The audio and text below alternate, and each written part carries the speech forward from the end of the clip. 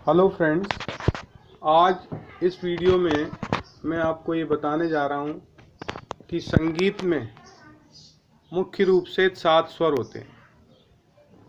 चाहे आप वाद्य यंत्र में हारमोनियम या सिंथेसाइज़र लें या गिटार या सितार लें या कोई भी वाद्य यंत्र, सभी को हम 7 स्वरों की मदद से ही बजाते हैं।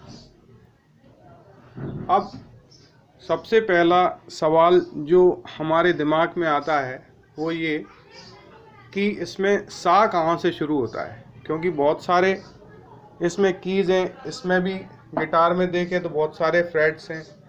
इसमें सा कहाँ से शुरू होगा या हमारा सा कहाँ पर आएगा? तो इसके लिए एक बहुत सिंपल सा जवाब है कि इसमें आप किसी भी नोट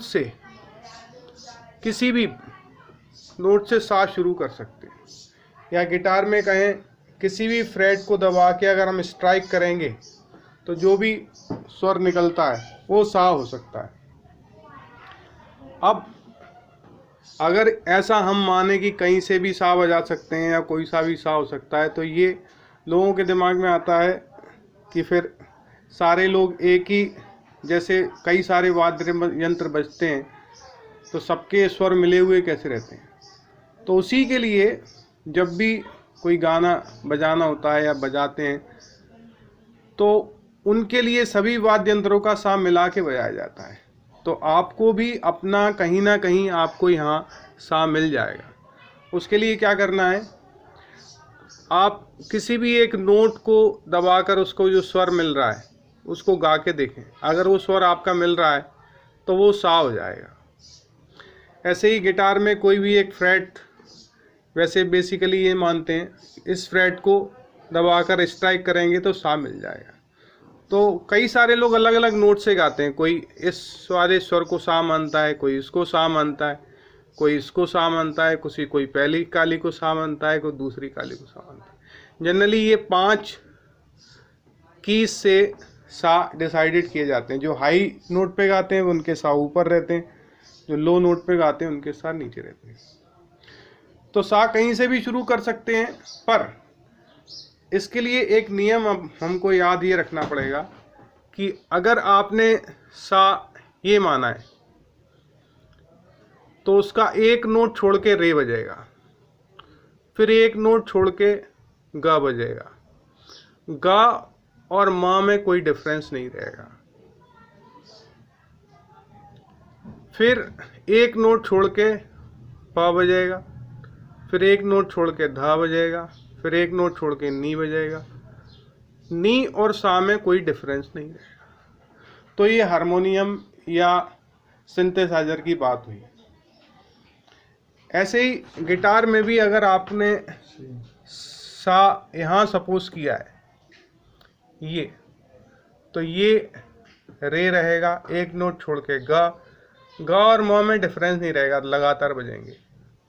फिर म अगर यहाँ पर आएगा तो ये प, फिर एक नोट छोड़ के धा, फिर एक नोट छोड़ के नी, और फिर ये सा।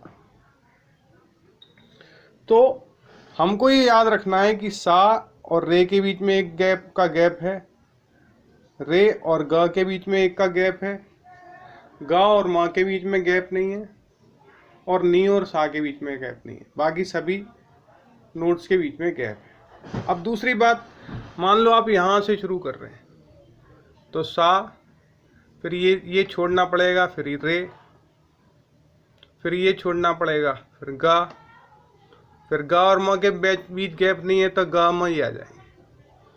म और प के बीच में गैप है तो ये प आ जाएगा।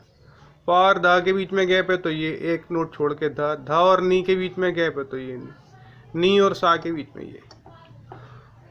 तो बहुत बेसिक बात यही समझना है हमको कि सा रे गा में एक एक का गैप रखना है, गा म के बीच में गैप नहीं रखना, फिर म प धा नी तक एक एक का गैप रखना है, नी और सा के बीच में गैप नहीं रखना। अब एक बेसिक्स आपको बताता हूँ कि आप अपने हाथों में भी इन स्वरों को समझ सकते हैं।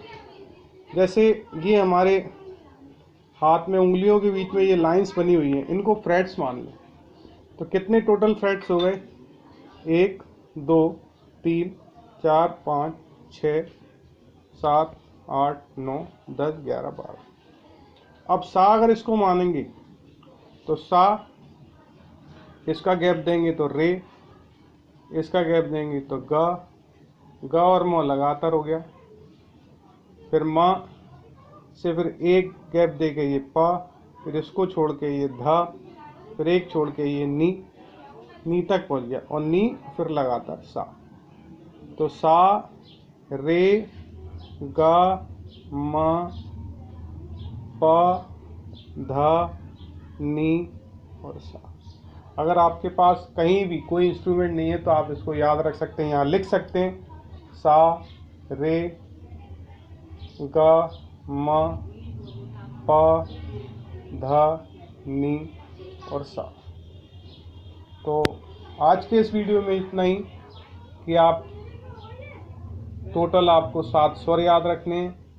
7 स्वर में हमको कोई भी की में अगर देखेंगे तो सा और रे के बीच में एक गैप रहेगा, रे और गा के बीच में गैप रहेगा, गा मा के बीच में गैप नहीं है, मा और पा के बीच में गैप रहेगा, पा और धा के बीच में गैप रहेगा, धा और नी के बीच में गैप रहेगा, नी सा के बीच में गैप नहीं। ये याद रखना है।